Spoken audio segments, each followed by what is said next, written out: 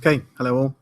So this next tutorial is about how to import your 3D assets and also any ID maps or normal maps or anything else that you may have ready to go and to bring into Quixel. So it's going to be quite a short tutorial. Just going to simply explain what this bar here does. So the first thing that you do when you start Quixel is you see this little box appear. NDO allows you to play with normal maps for your asset. DDO does all of the texturing work with you being able to paint on it yourself. Megascans is something that Quixel, I believe, are still working on, and it's a set of materials that you'll be able to use. And then 3DO is the 3D viewer, so you'll be able to see your assets and paint directly on them within Quixel and within Photoshop. So you'll notice that Photoshop is open. Quixel works within Photoshop. So even if you kind of open your start menu and double click on your Quixel suite, it will open up inside Photoshop. So the first thing we can do is click on DDO, and it opens up this large bar here. So the first thing that you will see on here is it's asking you to import a mesh and any other maps that you have here. Okay. So the first thing I'm going to do is click on where it says mesh. I'm going to navigate from my desktop into the hot rod, which is something that we exported out earlier.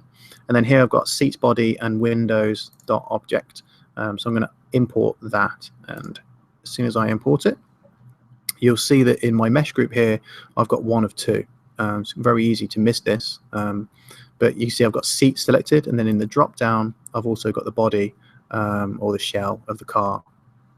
So with the seat selected, in the material ID right here, I'm going to click that and then go and grab the material that we kicked out of 3D Studio Max. So for us, that's this one here. Oh, no, sorry, it's this one here.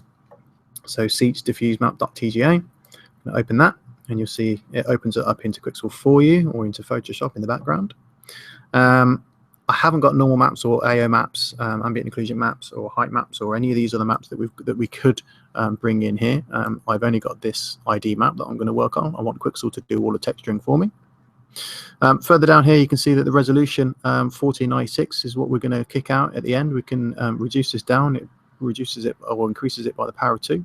So we can go down to 128 and all the way up to 16K. So I'm happy to keep it at 4K. That's fine. I think if we click on auto, it'll be automatically set to the texture size that you kicked out of 3D Studio Max. So for us, that was a 2048, if you remember. I'm gonna leave it at auto, just so that you can see what the quality is like at a 2K texture. Lastly, right down at the bottom, you can see here saving, and this is just where is it going to save those textures when it's finished. So I want it to save inside the hot rod folder, and it's going to open. It's going to create a new folder called seats body, and that's where it's going to save all of the materials and the textures that I'm going to create in a moment.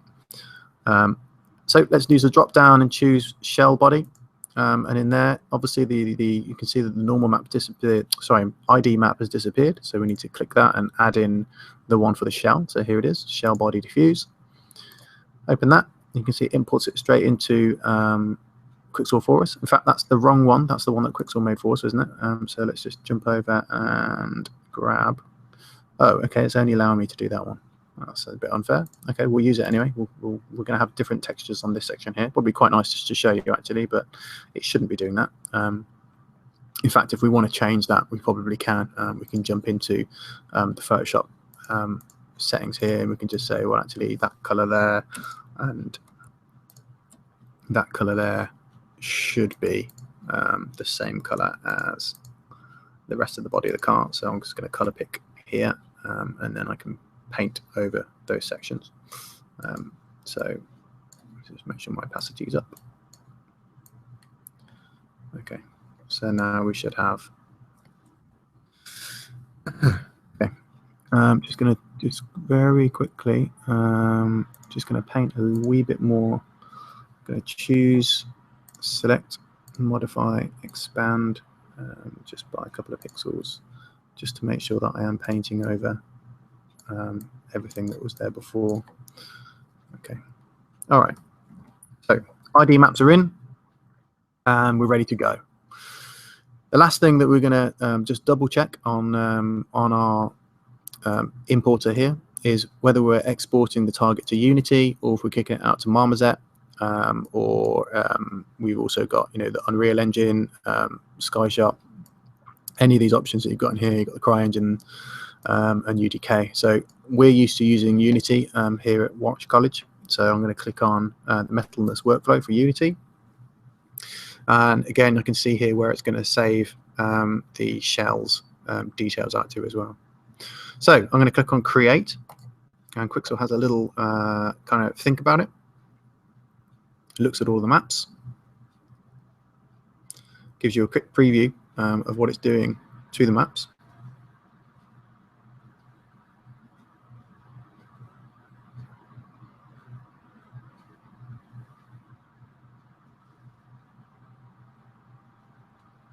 And once it's done, it will give us a little dialog box that says ready to go. All right, let's get started. So clicking on OK here, first thing I can do straight away is click on the little 3DO, and that will open up the 3D viewer, which will show us the car body and the seats. Controls are the same as Maya, if anyone's used to using Maya. Fortunately, you can't switch them to use 3D Studio Max tools or rotation tools or move tools. So just to give you a quick overview, holding down Alt on the keyboard and the left click will allow you to rotate around your object. Alt and the middle mouse button held down will allow you to pan left, right, up and down. Alt and the right mouse button will allow you to zoom in and out, but the scroll wheel on the mouse will also do that for you. A lot of people will actually probably use a graphics tablet for painting in Quixel because it allows you to get in and be a bit more detailed. Quixel has its own lighting setup in here. The lighting you can choose in this little drop down at the top. You can choose whether you want to kick it out for an Unreal lighting scheme or any of these ones here. I find that the first one that you see there is probably the closest match to the Unity Metalness workflow, so I always leave it on the first one. And to move your light around, you just hold down Shift and the right mouse button, and you can just pan your light around so you can see what the lights can look like as it pans across your asset. Okay, so that's how we import our assets into Quixel. I'll give you a very quick, obviously I'm going to do this in much more detail, but I'll just give you a quick overview of how to add some textures. Otherwise this video is extremely short. So this little dialog box that we've got over here, you can see that I've got the mesh group selected. I've got the shell, the body shell of the car selected. I could switch that to seats if I wanted to, and then I'm playing around with the seats. I'm going to keep it on the body shell. Here I've got the textures that I'm going to be kicking out at the end. So I've got an albedo, a gloss, a metalness, and a normal. This is something that people forget to kind of recognize, is that these things, these four up here, are different, and whatever you change here, we will only change it for that tab. People kind of jump into the albedo and they start trying to work out why they can't get more scratches and why they can't make things look like they've got some normal detail in. That's because you're on a standard color map. You're on the albedo or the old school diffuse map. Okay, so if you want to add any more maps, so if you're not happy with the ones that you've got on here, you can simply come over to this right hand side with a little drop down, click on that, and then right down towards the bottom you've got add new map, and then in here you can add any of these different maps into Quixel. Okay, obviously I'm going to go through some of these in much more detail later on, but for now, just to let you know, they are there. All right, lastly, before we add a couple of textures in, you've got load project and save project. So it's probably a good idea to save your project. It will save it directly into the folder where your textures are going to be going, which we chose at the beginning with the longer version of this thing. All right, so in the albedo, what I'm going to do is add in a smart material. So the difference between your material and your smart material is smart materials are kind of a folder full of maybe 2, 3, or 4 different materials that are layered on top of each other. A standard material tends not to be in a folder and is only a single material, a single layer. So I'm going to click on Smart Material. And I'm going to choose from this list metal, of course. And we've got military here, which is quite useful. So we're going to use the sort of tank armor green and create.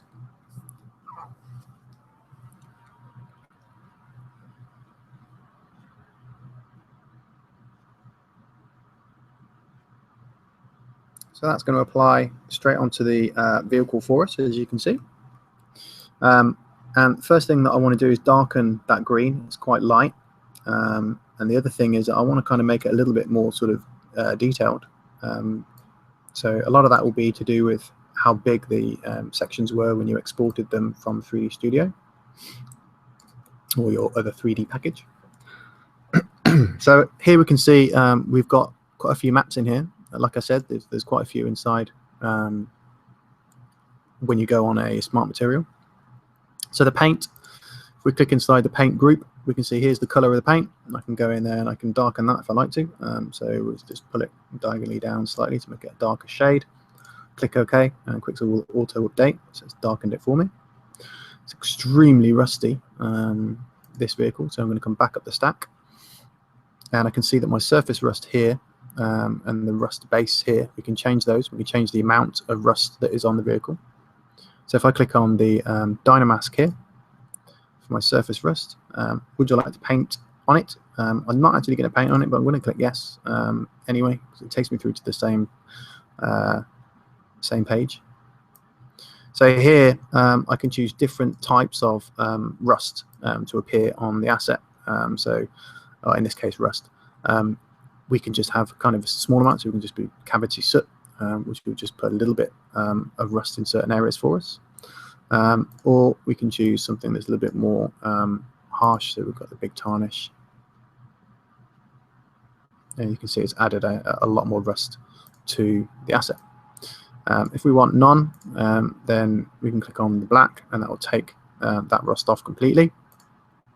And then we can accept mask, and that will drop that off. Secondly, we've also got a rust base, so the rust is underlying on the paint at the moment as well. So we can go in there and edit that Dynamask, and we can see on here that it's basically covering the entire car. So again, if we turned it off completely, we should get a lot more green start coming through, and just like little bits of rust on the top. So you can go in and change all of these things and add or subtract as much of it as you want. So I'm just going to make a little bit of kind of sun bleach detail on the top. So you can see it's kind of as if it's kind of worn on the top and not so much on the sides.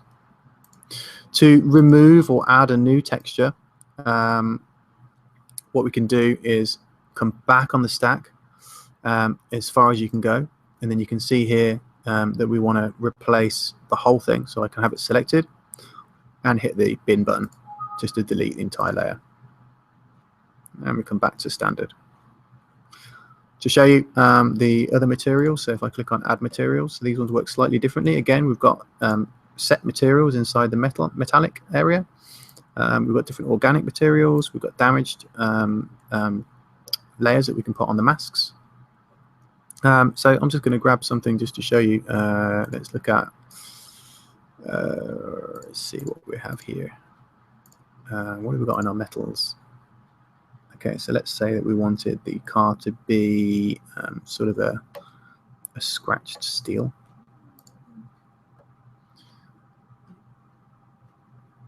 Okay, and that appears on the car. I'm just going to move my light around so you can see. So it looks like it's made out of steel now, the car. And the second thing is you can see that it's covered in the windows as well. So how would we go about making sure that the windows weren't covered? That's quite simple. The scratch steel at the moment hasn't been given a color. So you know when we were in 3D Studio, we were picking colors for different parts of the asset. At the moment, it's not been given a color. If you click that little box there, you can see that we've got these three options. So black is nothing, no color whatsoever. This one here, which I believe is the body of the car, if we select that one, then it'll only apply it to the body of the car. You can see it's turned the windows back to the standard gray. All right. So then what we can do is add in another material. So I'm going to come down to add material. And I want to try and find something that's kind of glass, basically. We've got plastic in here. That's not useful. We can try searching. No, okay, so this isn't going to work for us. So what we're going to do instead is just exit out of that, and we're probably going to need to use a smart material for the glass. So let's have a little look here. D-Day materials. Here we go. So we've got glass right here. We can choose dirty glass, and we'll create that. Okay, so the smart material will basically apply itself all over the car, or the car body as well, because it's at the top of the stack. So if we go back, you can see that the glass, similar to how Photoshop works in its layers, steel is at the bottom, glass is at the top. So if we went in and did lots of kind of messing around with how much of the glass was visible by using a mask, it would show the material underneath it, would show the steel. Okay. So the steel has been given the body, and then here, if I click on this section here and tell it to go to the glass will appear only in that section in there now. So you can see we've got this kind of dirty glass at the front on the glass section, and we've got steel on the other section here. Okay. I suppose just to finish this off quickly, and then obviously we're going to go into lots of detail into how to add rust a little more and all that sort of stuff. I'm going to go to the seats, click on the albedo. Again, go in and choose smart material. We've got some nice fabrics here. Let's just use one of these. So let's see, we've got kind of like the sort of worn leather. So we've got worn leather, dark brown, worn leather jacket. It's quite nice. This one will probably work better. We've got black as well. Rugged worn leather. Let's try. I quite like the grey leather armor. That's not going to work. Although this one's pretty nice. I'm going to go with this brown. Throw that on.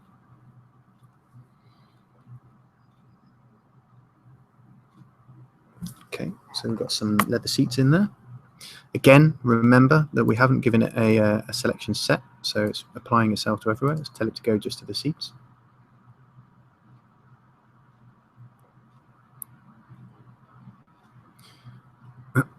Okay, and then let's have a little closer look. So you can see that the leather on the seats look pretty nice. And later on, I'm going to show you how we can add more of this sort of reflective sections, and how we can actually use some of the painting tools to paint some more dirt and details onto the car as well. Okay. All right, so that concludes this first part for importing your assets into Quixel, and a really quick run through as to add some of the textures for this. Let's just make sure that these are still set to where they should be. There we go. So we've got glass on the front, dark glass obviously. We've got the material of steel on here, and if we go into our scratch steel material, we can change it for something else just by clicking on it. Okay. So that should cover the very basics of how to import your meshes into Quixel. Next tutorial, we'll be looking at how to use the brushes, how to add detailed dirt, using the masks correctly, and then also adding in extra tabs up here for us to be able to add in sort of detail and bump detail as well. Okay, so I hope you've enjoyed this tutorial. Hope it hasn't gone on too long. I was hoping to be quite short. I'll speak to you soon.